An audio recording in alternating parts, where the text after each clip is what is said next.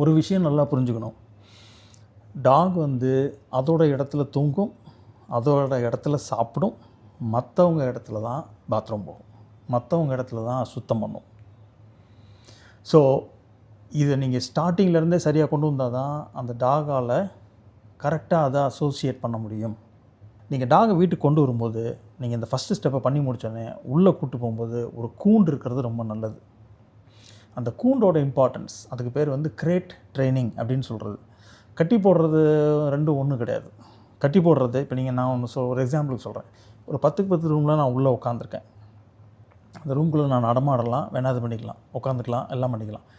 கழுத்தில் ஒரு டாக்கு இது போடும்போதும் அது வேணுன்னா அந்த லென்த் வரைக்கும் நடமாடலாம், திரும்ப அதுக்கு சுற்றி வரலாம். ஆனால் கழுத்தில் ஒரு ரெஸ்ட்ரெயின்ட் இருந்துக்கிட்டே இருக்குது. ஆனால் அதுக்கு பதில் ஒரு கூண்டு மாதிரி வச்சிட்டிங்க அப்படின்னா அந்த டாக் வந்து பப்பி வந்து அதை எப்படி அசோசியேட் பண்ணும் அப்படின்னா அது ஒரு டென் மாதிரி அசோசியேட் பண்ணும். டாக் வந்து ஒரு டென் அனிமல், ஒரு சிங்கம் இதெல்லாம் வந்து பண்ணுற மாதிரி ஒரு டென்னில் இருக்கிற அனிமல். அதுக்கு வந்து நீங்கள் அதை ஒரு ரூம் மாதிரி ஒரு ஃபீல் கொண்டு வரணும். கிரேட் ட்ரைனிங் தனியாக இருக்குது, அதை பற்றி வர்ற வீடியோஸில் நான் பார்க்கலாம்.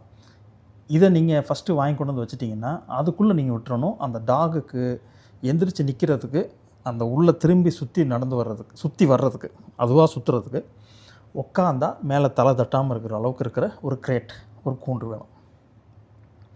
ஃபஸ்ட்டு செய்கிறது நீங்கள் உள்ளே நேராக கொண்டு போனோன்னே